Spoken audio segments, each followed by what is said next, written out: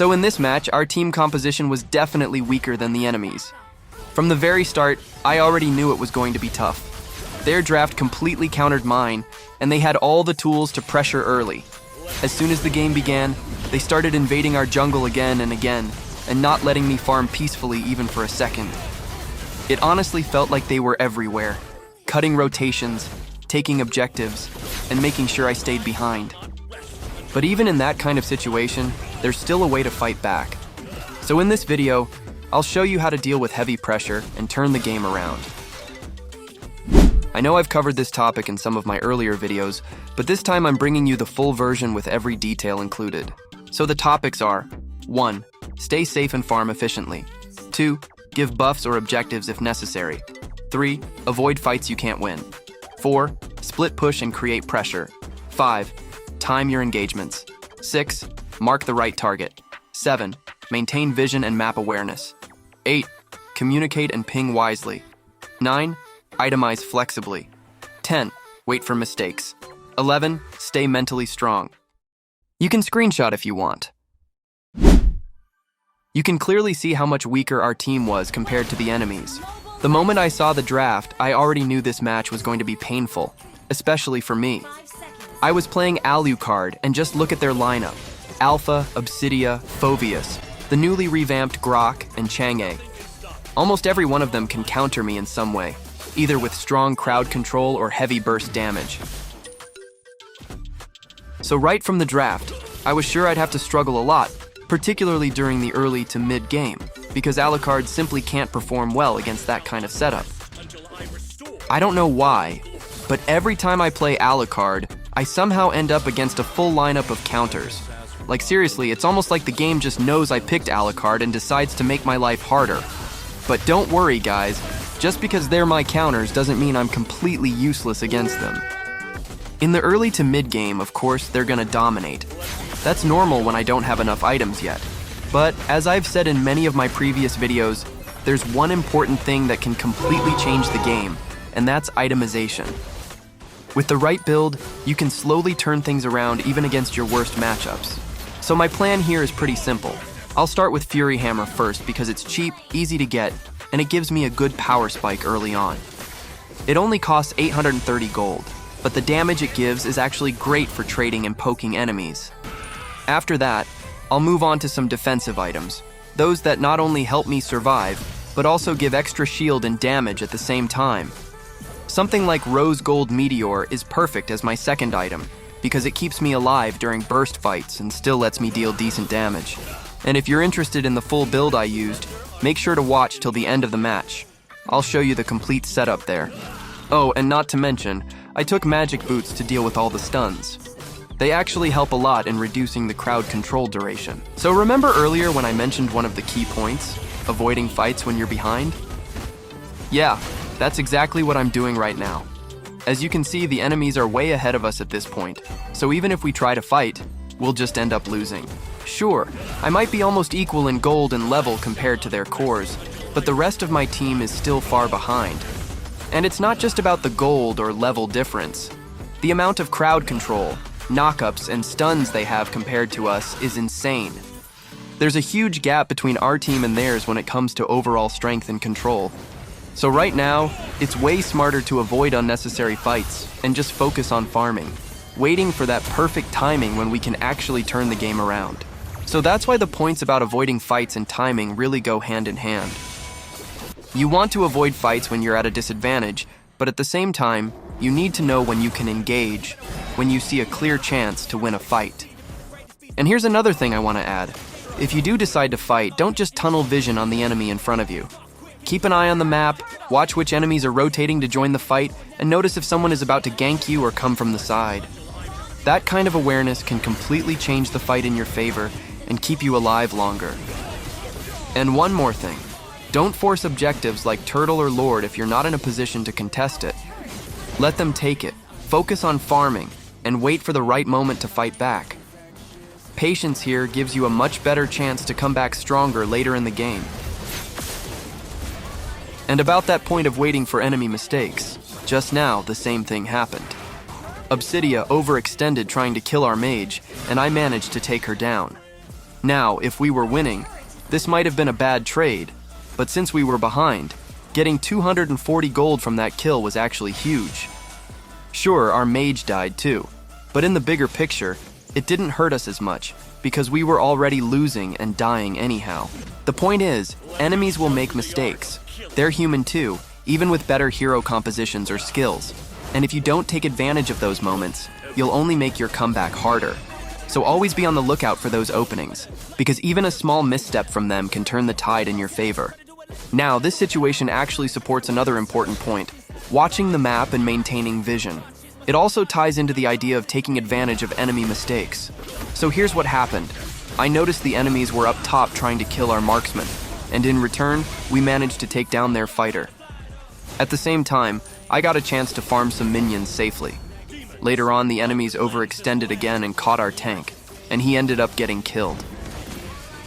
Situations like this show why map awareness and paying attention to enemy movements are so important. Every mistake they make is an opportunity for you to farm, trade kills, or relieve pressure, even when you're behind. These days my subscriber count is pretty low, even though I'm putting out informative videos like this. So please consider liking and subscribing, guys. It's really tough to make content like this, because all these tips and points come from my own experience, not AI. Okay, back to the video. Here, I decided to join the fight because the enemy marksman got way too confident and stepped up in front of her tank, while their fighter was still on the way. I knew I had enough sustain and damage to take down their marksman before their fighter arrived, so it was the perfect moment to strike. This is exactly why you should always calculate situations like these. Like I always say, you need to make these calculations fast, right in the moment. And this is a perfect example of what I mean. Knowing when you can fight and when you should hold back can completely change how a fight plays out. And here, Alpha overextended a bit too much, and yeah, he got punished for it. But just as I expected, their fighter came to back him up right away. The thing is, that was actually their mistake. Apart from those two, no one else from their team was coming to join the fight, and that gave us a huge opportunity to finish them off. I was almost killed in the process, but it was still totally worth it. Like I always say, the enemies will eventually make mistakes. You just have to be patient and wait for those moments. When you see the chance, go in, take the fight, and turn things around. And that's exactly what started happening here. They got overconfident, started getting cocky, and made one mistake after another. Bit by bit, we took advantage of that and slowly gained the upper hand, until eventually, the whole game started shifting in our favor.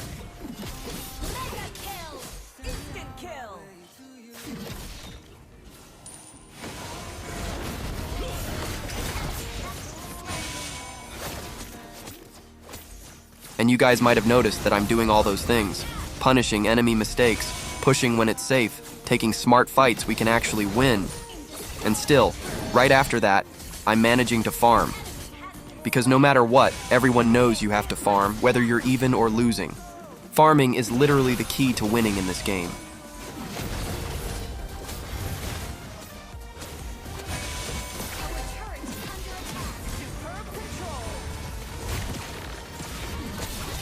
I know this might sound basic, and I've said it many times before, but I'll keep repeating it. Farming is one of the most important things you can do if you want to dominate.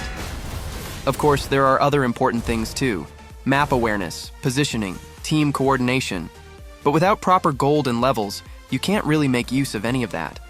And the reason I keep reminding you about this is because even I, and probably most players, forget it sometimes while playing. You get caught up in fights or rotations and forget to farm. But if this reminder hits you in one of those moments and helps you refocus, that one small realization can completely shift the game back in your favor. Here I'm checking bushes in both sides before taking Lord, as I trust my tank, but I don't usually trust in things like these. Our tank and fighter keeps forgetting to check bushes while taking Turtle and Lord, so I always check whether they are hiding in the bushes to steal the Lord or not.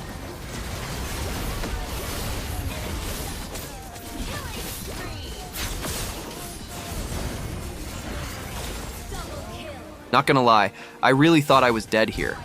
That's why I decided to just go all in, even if it meant dying. My plan was simple.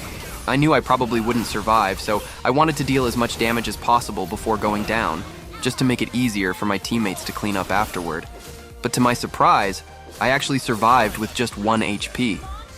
That was completely unexpected, and it instantly turned the fight in our favor. And yeah, after all these moments, all the patience, farming, punishing enemy mistakes, and playing smart, you can see that the game is finally back in our hands.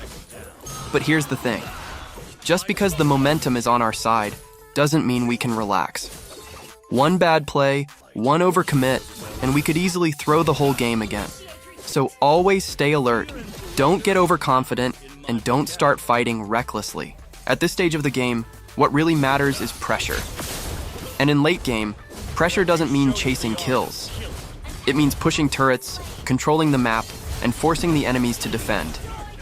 Kills definitely help, but split pushing gives you a much bigger advantage because it forces the enemy team to split up and react, opening more space for objectives. So yeah, even though we've turned things around, the mindset still has to stay the same. Stay calm, play smart, and keep giving pressure till the very end. So this is how you overcome these kinds of obstacles. And yeah, don't mind the legend rank you're seeing here. This gameplay was recorded way back in the early season. That means in early season enemies will be from high ranks as well. But I didn't upload it earlier because I wanted to give you guys a proper, detailed explanation instead of just raw gameplay. Right now, I'm actually sitting at 73 stars on the same account, and I even managed to earn the Global Paquito title on it. If you haven't seen it yet, I posted about it before as well. So this video was actually recorded in the early season as well. Here, I decided to cut the lane and go straight to disturb the enemy jungler. Even if I couldn't steal the buff or secure a kill, this kind of move creates early pressure on the jungler's mind. It makes them play more cautiously and slows down their rhythm right from the start. But remember, don't overextend while doing this. The goal isn't to die trying to invade, it's just to annoy the jungler, delay them a bit, and make them uncomfortable early on. Small things like this can actually make a big difference as the game goes on.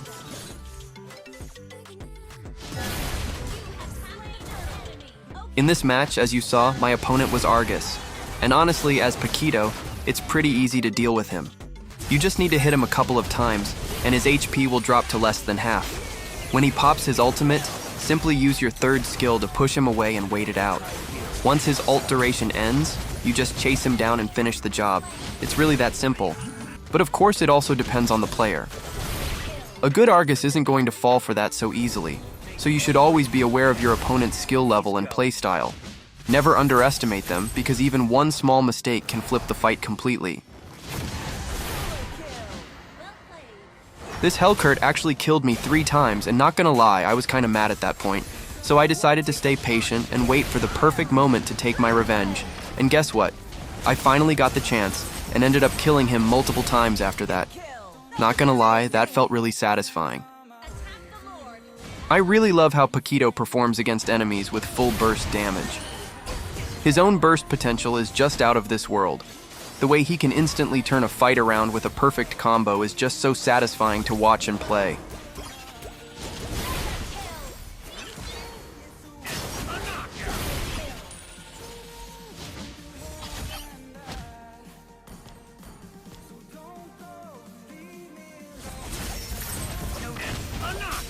So guys, that's all for today's video. And as I always say, never lose hope even if you're losing like crazy in the early game. Every match can still be turned around if you stay calm, play smart, and make the right decisions at the right time. Also, it really took a lot of time and effort to make this video for you all, from recording to explaining every detail. So please consider dropping a like and subscribing if you found it helpful. It really motivates me to keep making more content like this. Alright guys, thanks for watching, and I'll see you all in the next one.